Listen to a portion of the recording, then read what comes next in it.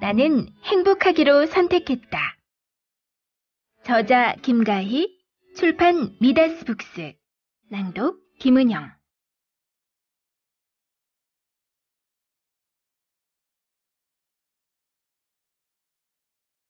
파트 1. 내가 행복하지 않은 이유.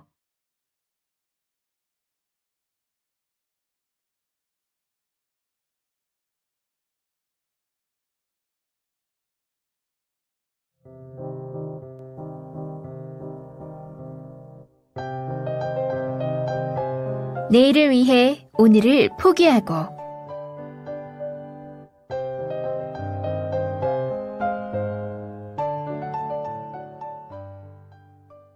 당신이 삶에서 저지를 수 있는 가장 큰 실수는 실수를 저지를까봐 계속해서 후회하는 것이다.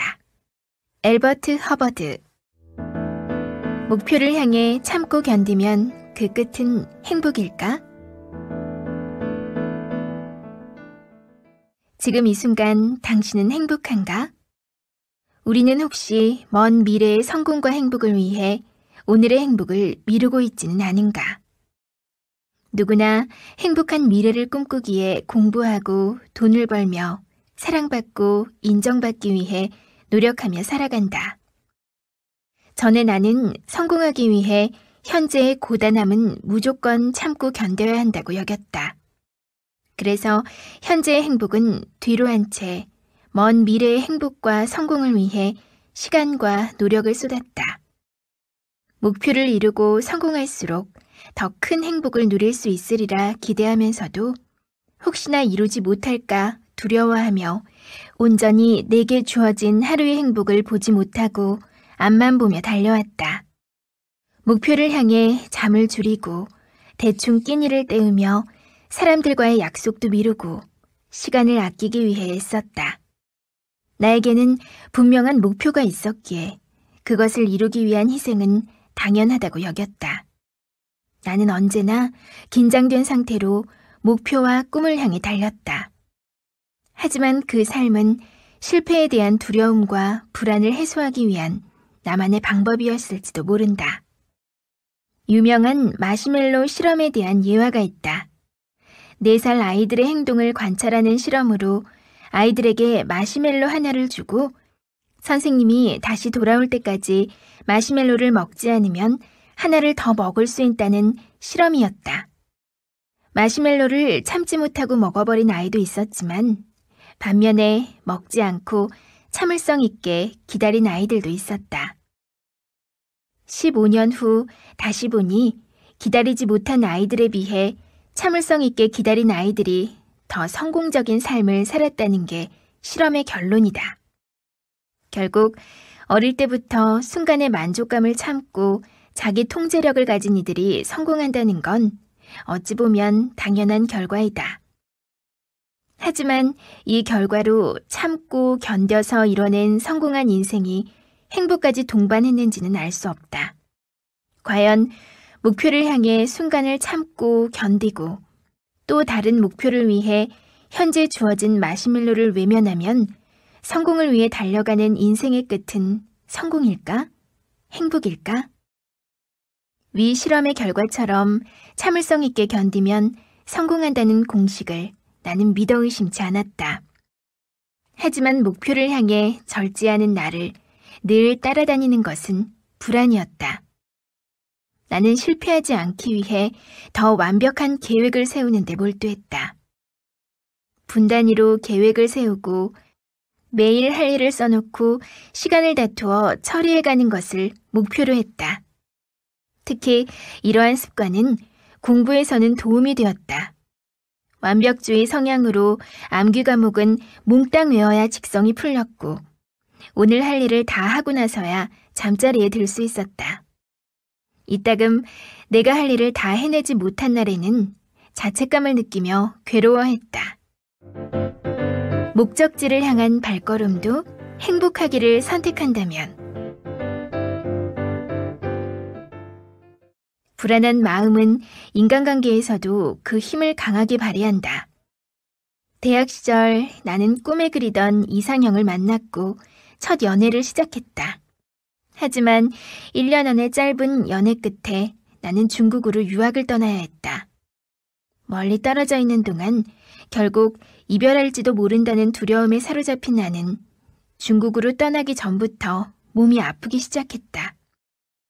목표를 이루기 위해 중국 유학을 선택했으면서도 그와 헤어지는 건 죽기보다 싫었다.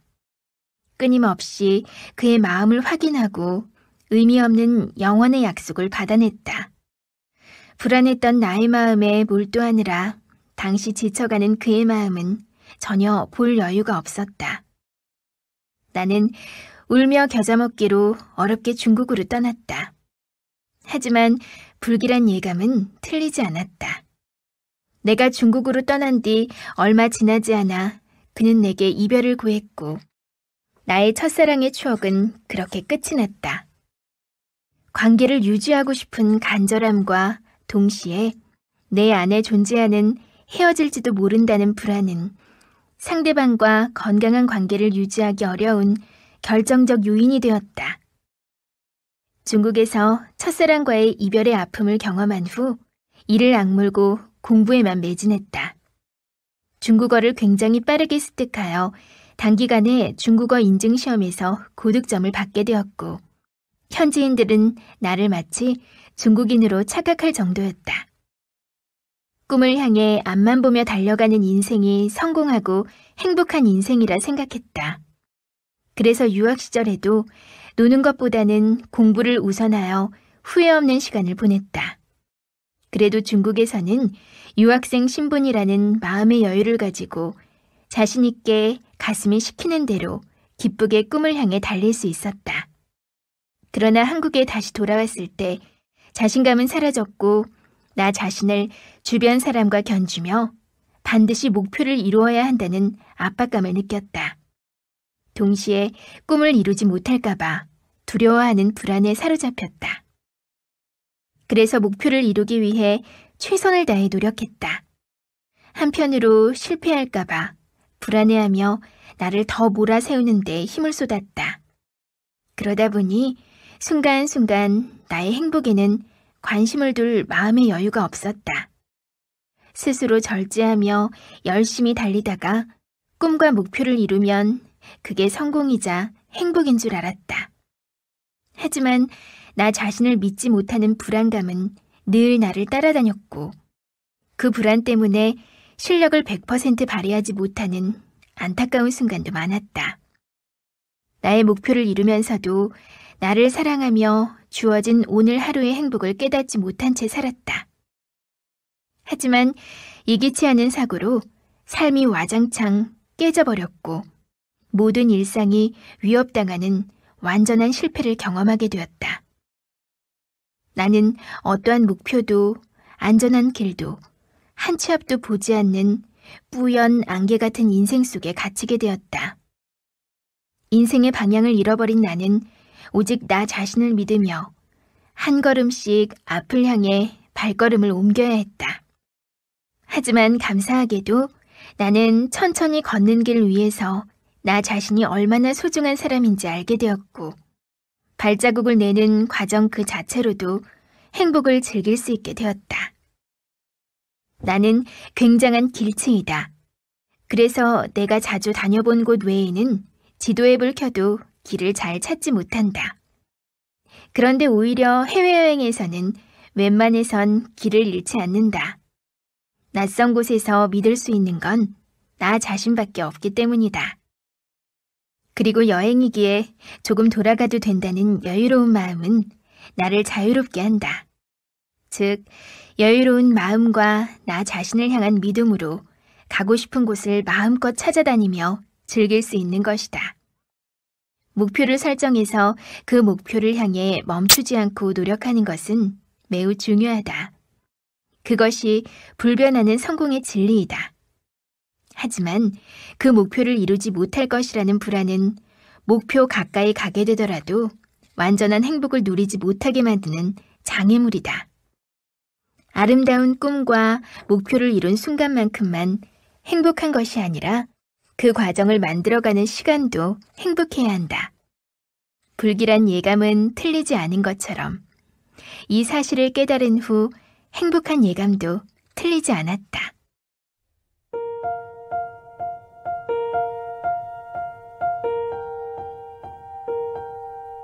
희망 메시지. 나의 마음이 내가 원하는 결과를 이끌어갑니다. 우리는 누구나 불안하고 두려울 수 있습니다. 불안과 두려움이 나를 지배하기 시작하면 삶이 흔들리게 됩니다. 하지만 마음먹기에 따라 결과를 바꿀 수 있습니다. 나를 흔드는 불안이 찾아올 때마다 이 불안에게 나를 내어줄 것인가, 아니면 나의 마음을 지킬 것인가 하고 생각해야 합니다. 잠시 다른 것에 시선을 돌려도 좋습니다. 불안과 두려움이 찾아오더라도 그 마음이 나를 지배하지 못하도록 부정적인 생각에서 최대한 빨리 벗어나는 연습을 해야 합니다.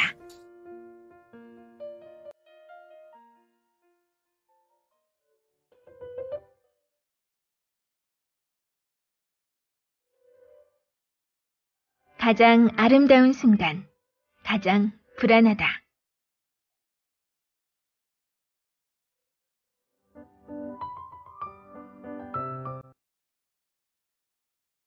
가시가 없다면 장미는 존재의 이유가 없어요. 아름다운 꽃에 이런 가시가 있다니 라고 생각하지 말고 가시나무에서 이렇게 아름다운 꽃이 피다니 라고 생각하세요. 우리 삶도 고통이 없다면 존재의 이유가 없어요. 시는 삶의 고통에서 피어나는 꽃이요. 내 인생의 향기도 고통에서 피어나죠. 정호승. 아름답지만 불안한 서른이라는 무게. 누구나 인생에서 꽃처럼 아름다운 시간이 있다. 누군가에게 그 시간은 아름답고 즐거운 추억으로 기억될 것이다.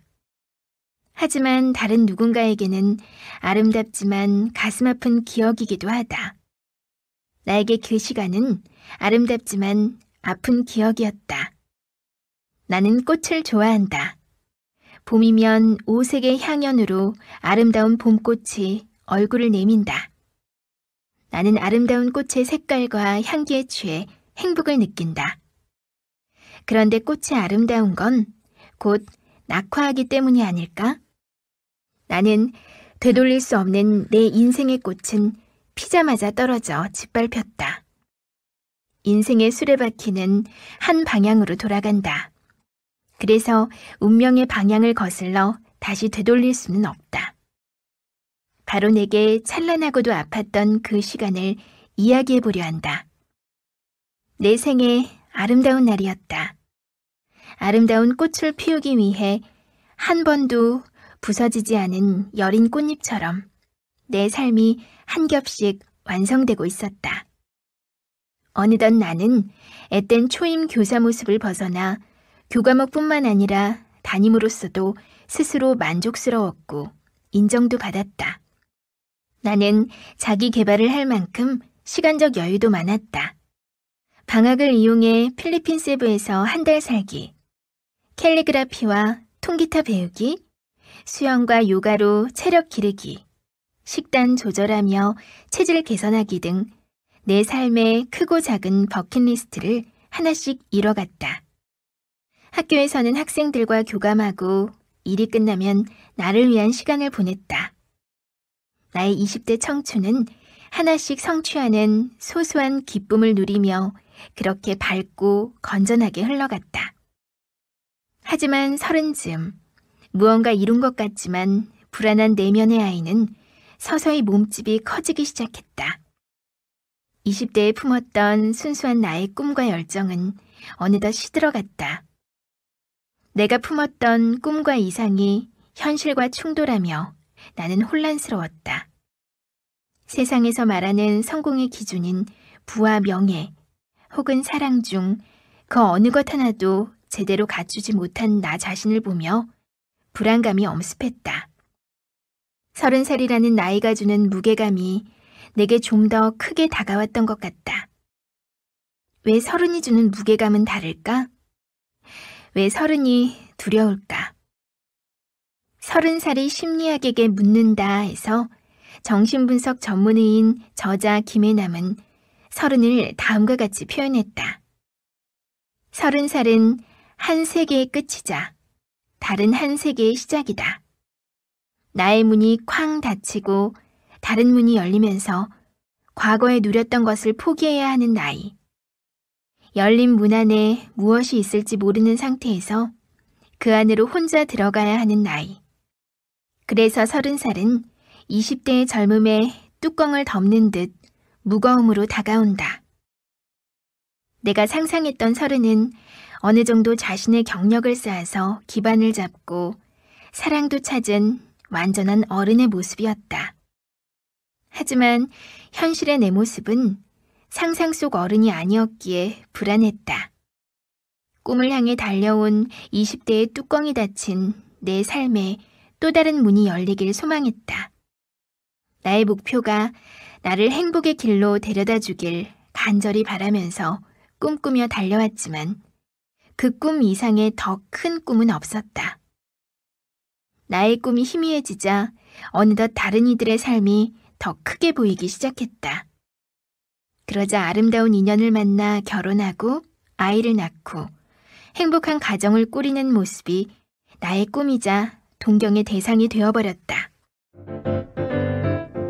거부할 수 없는 운명의 수레바퀴. 그러던 어느 날 내 삶에 운명과 같은 사랑이 찾아왔다. 상상 속에서 그려오던 백마탄 왕자님이 실제 내게로 왔다. 내 삶에 새로운 문이 활짝 열리는 듯했다. 특히 30의 원숙한 아름다움이 차올랐을 때 찾아온 사랑은 나를 더 빛나게 했다.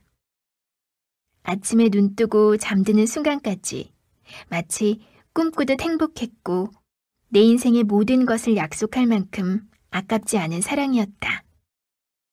학창시절 꿈을 꾸던 소녀의 마음으로 돌아가 내 가슴은 다시 뛰기 시작했다.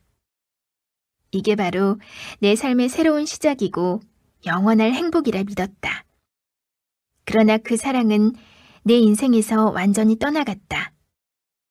왜 그 믿음에 대해 단 한 번도 의심하지 않았을까? 영원할 것 같았던 사랑, 믿음, 추억은 아랑곳하지 않고 나는 철저히 홀로 남겨졌다.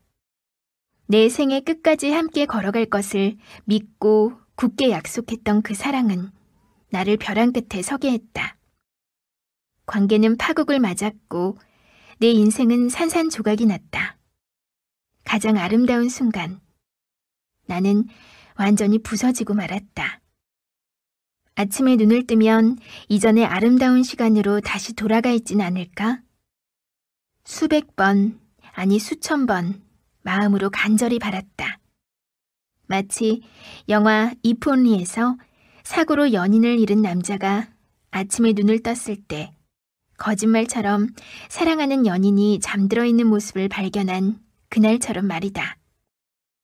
내게 말도 안 되는 일이 일어나진 않을까 하는 어리석고 헛된 희망을 붙잡기를 수없이 반복했다. 하지만 영화의 결말처럼 운명은 바꿀 수 없었다. 결국 칠흑 같은 어둠이 내 삶을 완전히 뒤덮었다. 나의 운명의 수레바퀴는 어둠을 향해 굴러갔다. 나는 현실을 도저히 받아들일 수가 없었다. 하지만 나는 점점 더 깊은 절망의 늪으로 떨어졌고 고통과 혼란의 중심에서 이성을 잃었다. 벽에 머리를 치며 짐승처럼 울부짖기도 하고 거리를 걷다가도 소리를 치며 울었다. 다리에 힘이 풀린다는 말이 어떤 건지 그때 실감했다. 발을 헛디뎌 걷다가 넘어지기를 반복했고 무릎이 깨져 피가 났다. 그런데 깨진 무릎보다도 가슴의 멍이 더 아팠다. 그때의 위기, 좌절, 배신, 두려움, 고통의 소용돌이 앞에서 작은 바람에도 흩날리는 꽃잎 같았던 여린 내 인생이 완전히 갈기갈기 찢기고 말았다. 밥이라도 먹자. 그래도 살아야지. 모든 것을 잃은 허망함과 고통 속에서 정신을 못 차리는 나에게 엄마는 매일 그렇게 말했다. 나는 죽지 않으려고 살기 위해 숟가락을 들어 올렸다.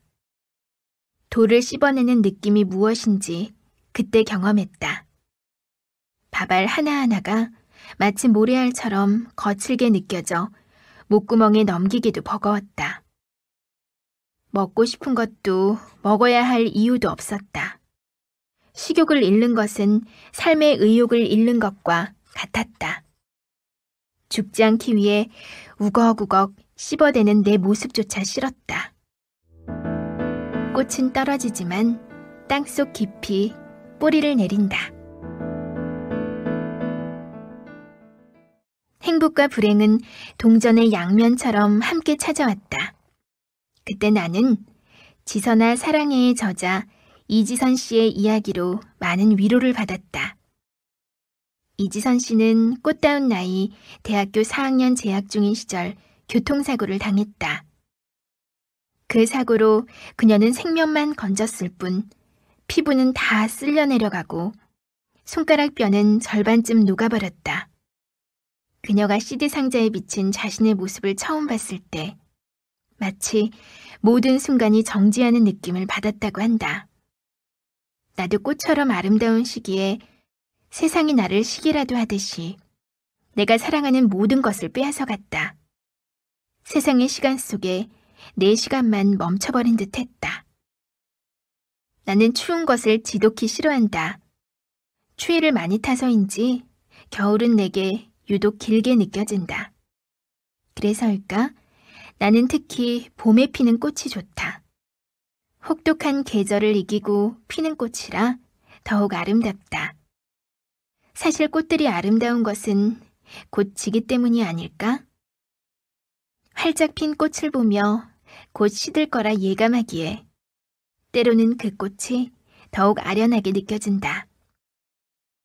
내 생의 아름다운 순간은 하얀 원피스를 입은 순백의 목련과 같았다. 하지만 이룰 수 없는 사랑이라는 푯말을 가진 목련처럼 내 인생은 다시는 꽃을 피울 수 없는 것처럼 완전히 떨어져 무참히 짓밟혔다. 하지만 이 아픔의 소용돌이 속에서 내 삶은 땅속 깊이 뿌리를 내리고 있었다. 꽃은 떨어졌지만 좋은 계절에 반드시 다시 피어난다. 당신이 선 자리에서 꽃을 피우세요의 저자 와타나베 가츠코 수녀는 이렇게 말한다. 아무리 애를 써도 꽃을 피우지 못할 때가 있을 것입니다. 그때는 대신 땅속 깊이 뿌리를 내리는 것입니다. 다음에 피울 꽃이 더욱 탐스럽고 아름답도록.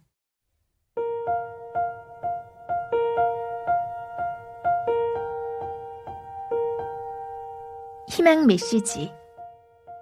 꽃은 떨어졌지만 반드시 다시 피어납니다. 꽃은 지지만 꽃 피는 계절은 다시 돌아옵니다. 꽃이 떨어졌다고 슬퍼하지 마세요. 나의 가장 좋은 계절에 아름다운 꽃을 피울 테니까요. 조급해하지도 실망하지도 않기로 해요. 지금은 땅속 깊이 단단히 뿌리를 내리는 시간이니까요. 당신이 이 땅의 하나뿐인 영원히 지지 않는 아름다운 꽃나무입니다.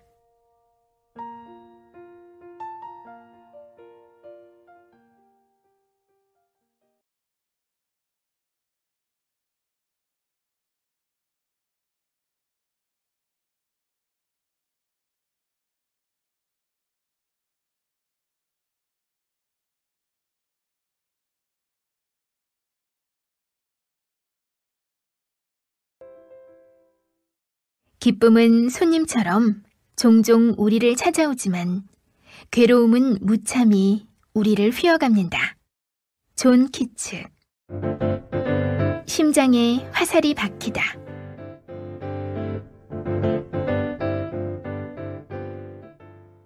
준비된 아픔은 없다. 사고란 준비 없이 갑자기 찾아온다. 철저히 예상해도 100% 완벽한 리허설은 불가능하다.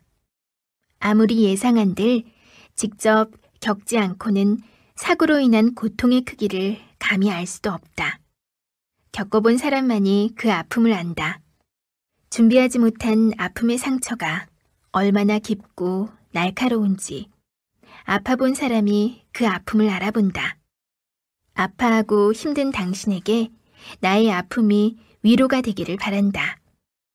햇볕 아래 따사로움보다 때로는 어두운 밤에 촉촉한 비가 상처로 구멍난 당신의 가슴을 메워줄 것이다.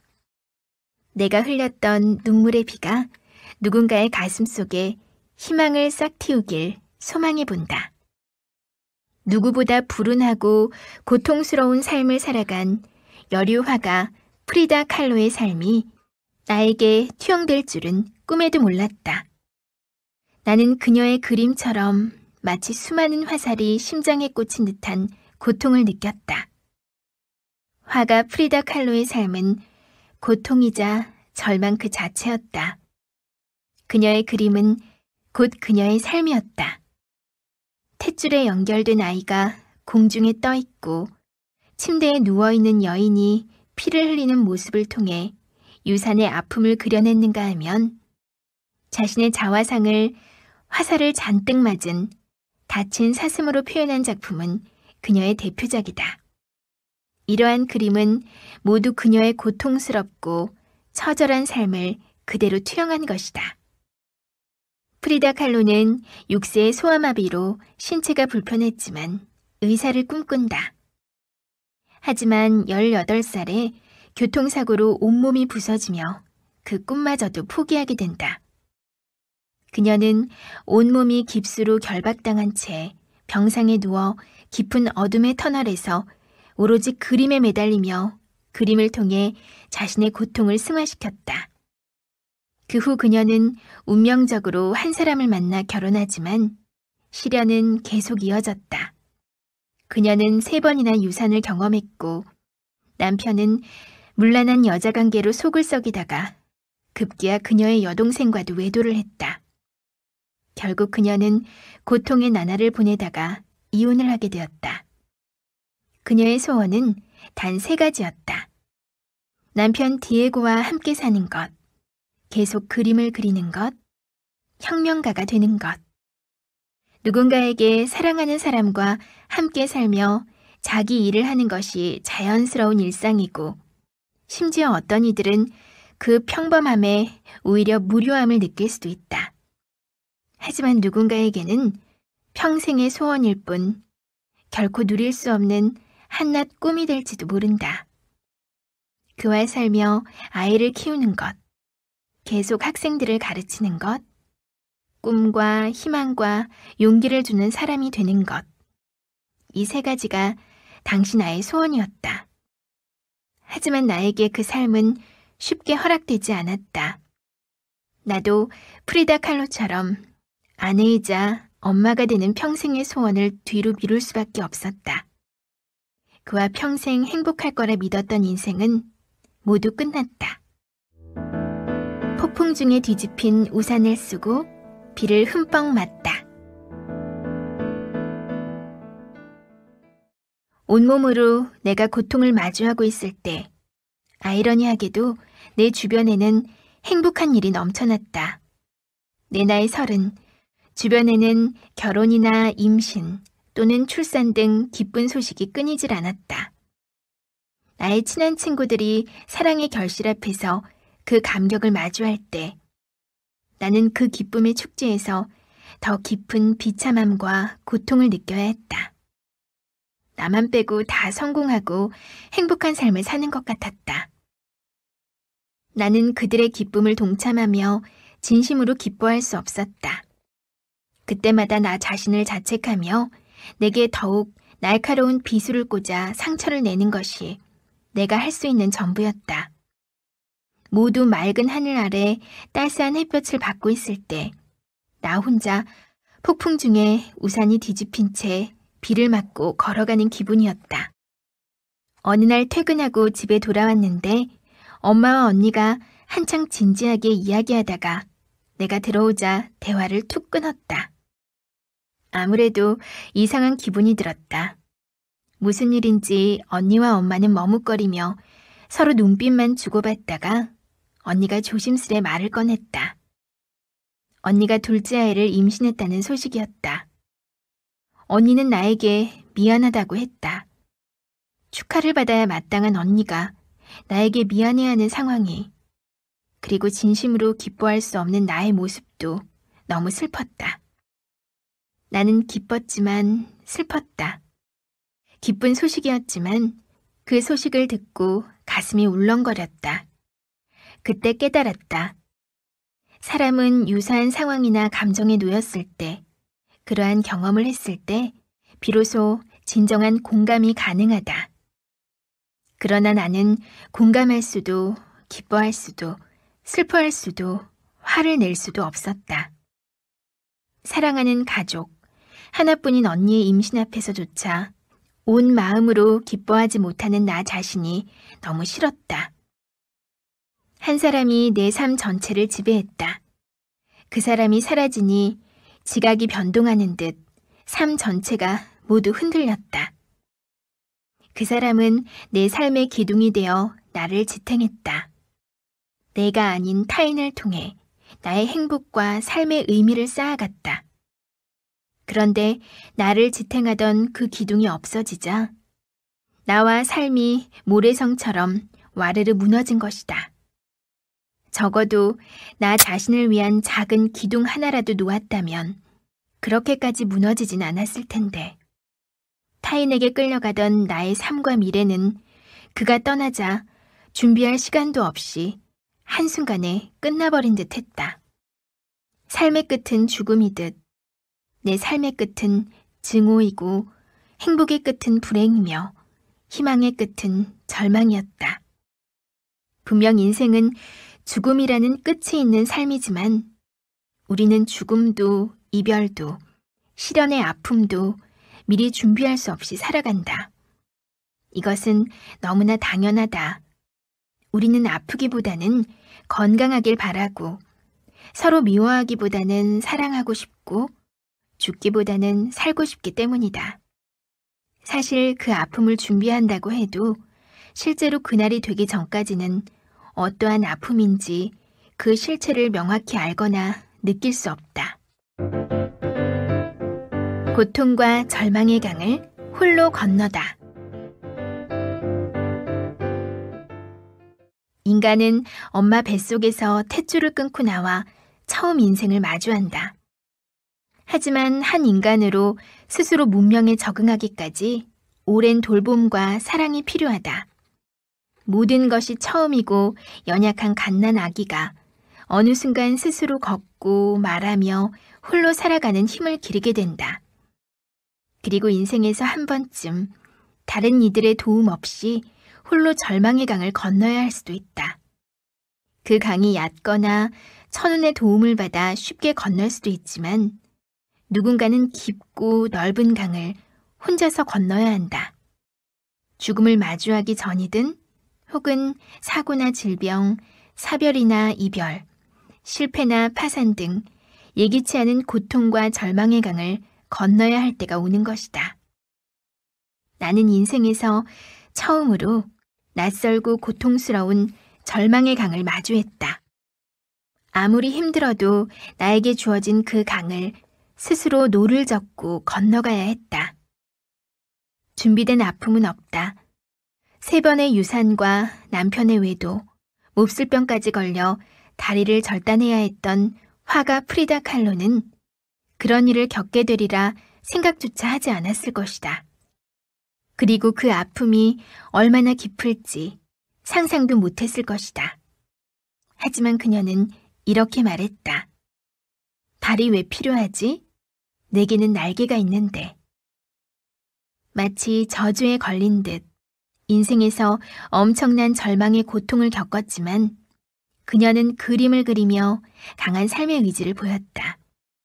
비록 다리를 절단해야 했지만 그림을 그리며 날개를 달고 날아오를 수 있었던 것이다. 준비되지 않은 아픔은 나를 절망과 고통으로 이끌었다. 마치 발이 절단된 듯이 더는 앞으로 나아가지도 뒤로 돌아가지도 못했다. 내가 할 수 있는 건 오로지 온몸으로 아파하는 것뿐이었다. 나는 누군가와 함께 가려고 걸어왔던 인생의 길이 끊겨 어디로도 갈 수 없다고 생각했다. 하지만 한참 후에 그 고통 가운데 나의 빛나는 인생을 위한 생명력 있는 날개가 조금씩 돋아나고 있다는 것을 깨달았다.